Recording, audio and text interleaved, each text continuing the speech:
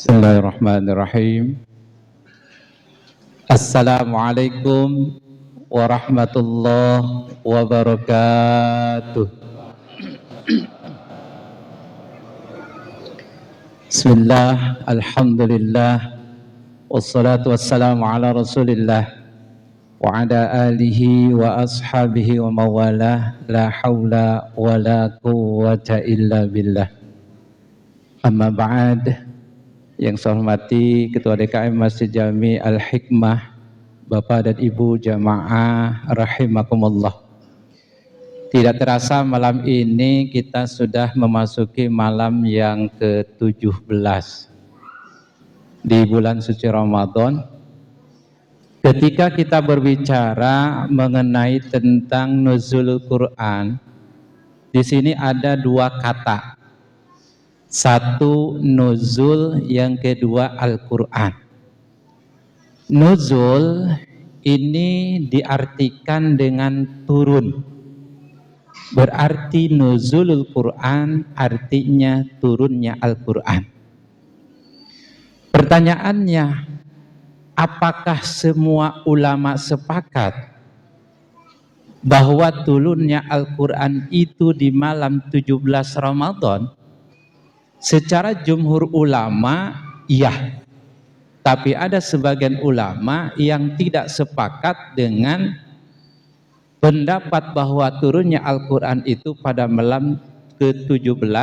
Bahkan ada yang menyatakan ulama malam yang ke-24. Jamaah rahimakumullah, turunnya Al-Quran ini dengan dua cara. Yang pertama, bahwa turunnya Al-Quran itu secara sekaligus. Ini memaknai ayat dari surah Al-Qadar, A'udzubillahi minasyaitonirrajim, Inna anzalnahu fi lailatul qadr. Sesungguhnya kami anzalnahu, telah menurunkan Al-Quran. Maka kata ulama tafsir bahwa kalimat anzalnahu di sini maknanya bahwa turunnya Al-Quran itu secara sekaligus. Ini memaknai lafaz atau ayat anzalnahu. Bahwa kata ulama tafsir, lafaz anzalnahu, bahwa kami menurunkan Al-Quran maknanya secara sekaligus. Dari Lauhil Mahfuz turun ke langit dunia. Pertama. Yang kedua, bahwa turunnya Al-Quran itu secara bertahap. Dan ini memaknai dari surah Al-Hijr ayat 9. A'udzubillahi minasyaitonirrajim, Inna nahnu nazzalna dzikra wa inna lahu lahafizun. Sesungguhnya kami, kata Allah, telah menurunkan Al-Quran.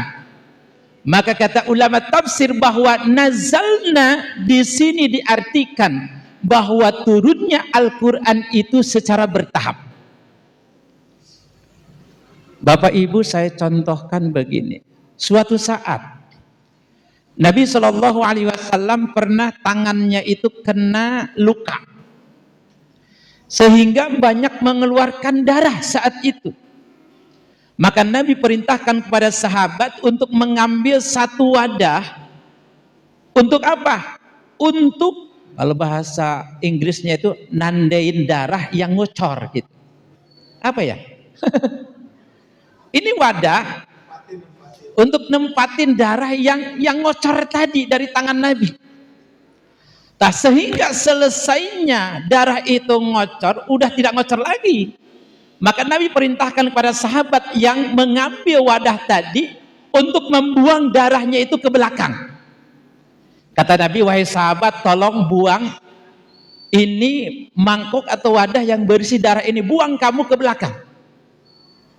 Diambil oleh sahabat tersebut lalu dibawa ke belakang, tapi itu darah tidak dibuang oleh sahabat, tapi diminum oleh sahabat Nabi Shallallahu Alaihi Wasallam. Nabi nanya lagi, wahai sahabat, apakah engkau sudah membuang darahku? Kata sahabat, ya Rasulullah, aku tidak membuangnya, tapi aku meminumnya. Nabi pernah menyampaikan begini, siapa saja yang di dalam dirinya terdapat aliran darahku, maka api neraka haram memakan jasadnya.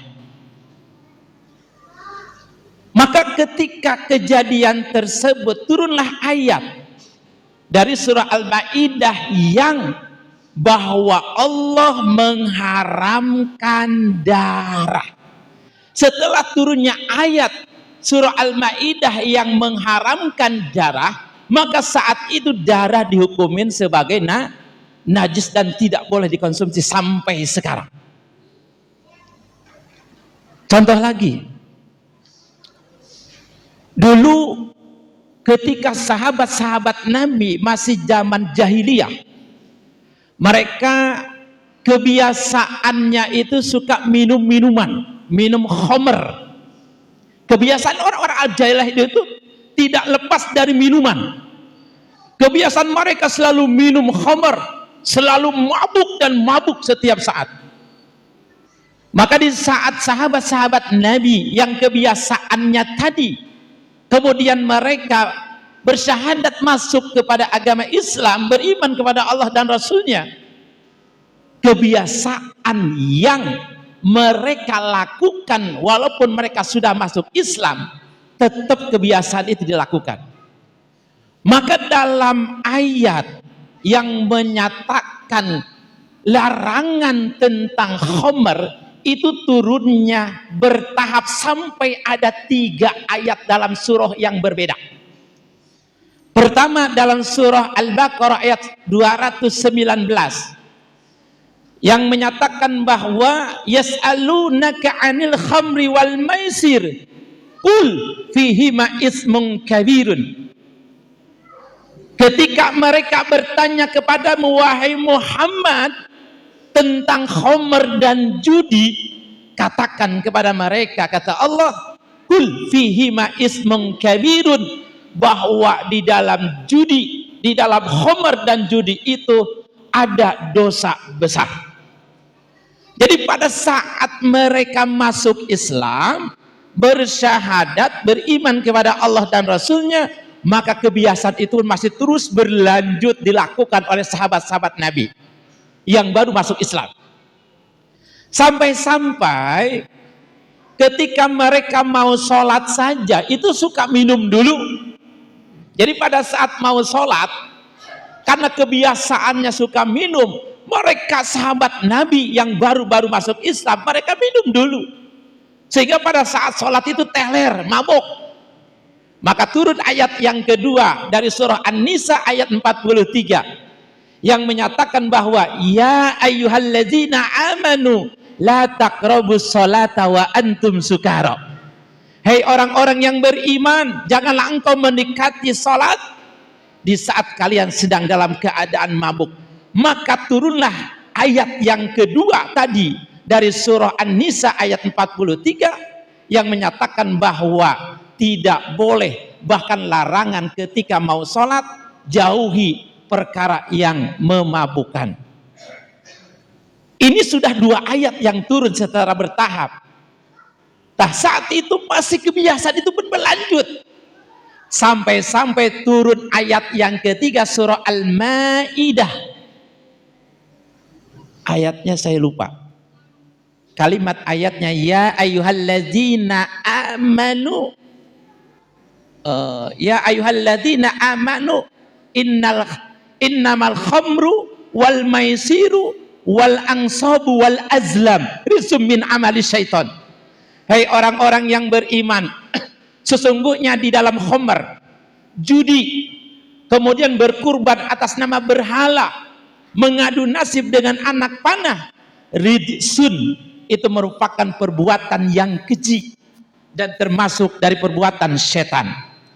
Maka ketika turun ayat tahapan yang ketiga ini, baru sahabat Nabi bisa meninggalkan kebiasaan yang mereka sering lakukan, yaitu meminum khamr.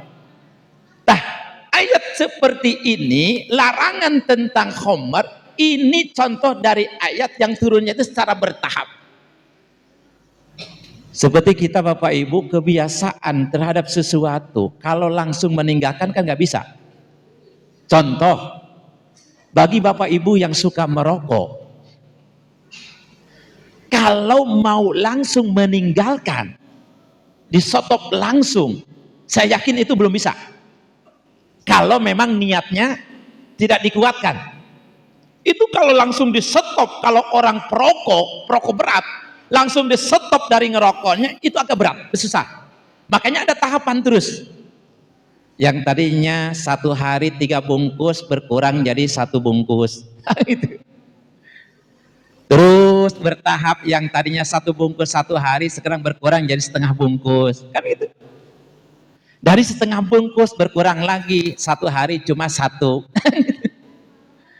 Dari 1 hari 1 mulai kita bisa meninggalkan kebiasaan tersebut. Ini ada tahapan. Maka contoh dari Al-Quran turun itu secara bertahap, maka contoh dari larangan tentang khamr tersebut. Bapak Ibu yang dirahmati Allah Subhanahu wa taala, maka di dalam kitab Al-Itqan, salah satu kitab yang menyatakan tentang ulumul Quran, di sana disebutkan bahwa ada 2 urutan turunnya Al-Quran.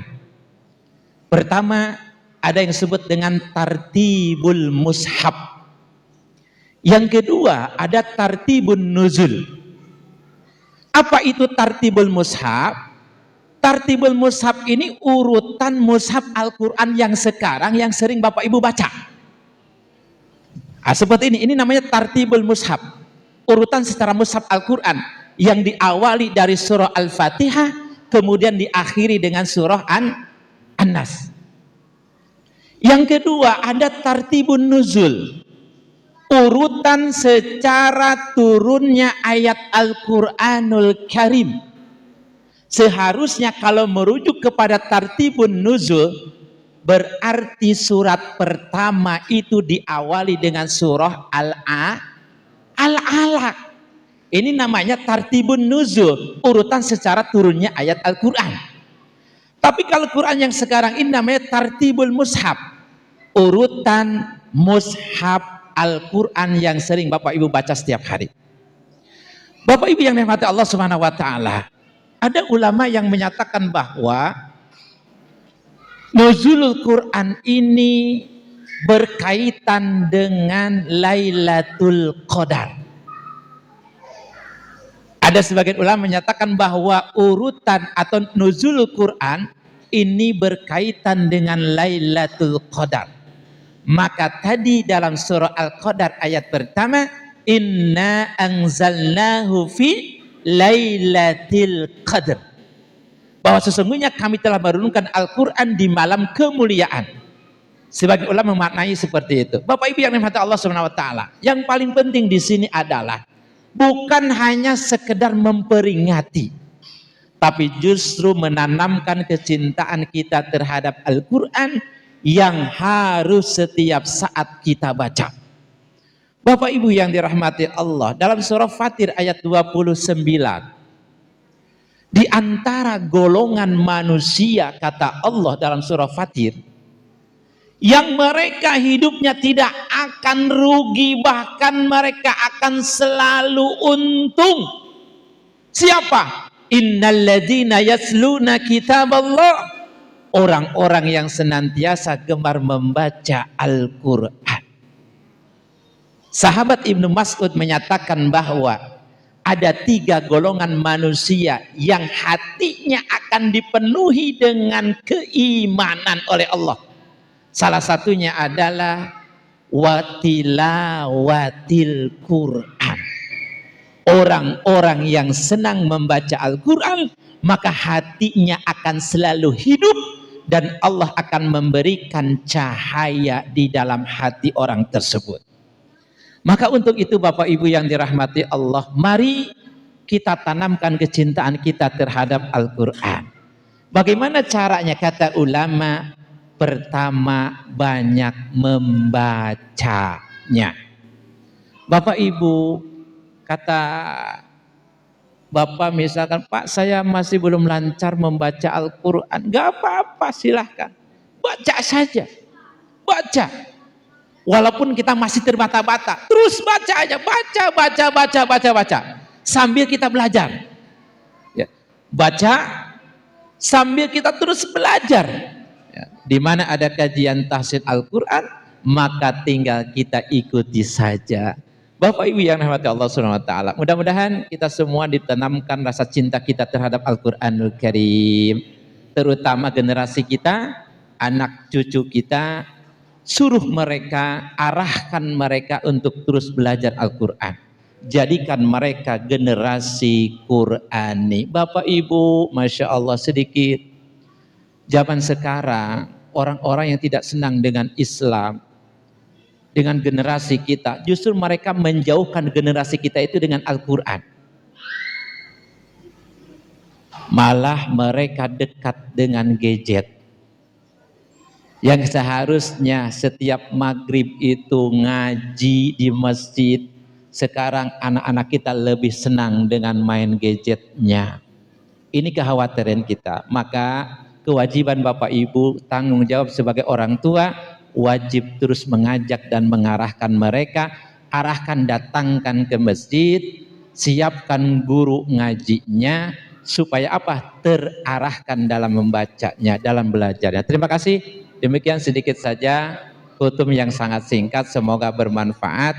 Saya yakin dari awal sampai akhir Bapak Ibu sudah banyak mendengarkan tausiah-tausiah dari para ulama, para mubalik. Terima kasih. Assalamualaikum warahmatullahi wabarakatuh. Waalaikumsalam warahmatullahi wabarakatuh.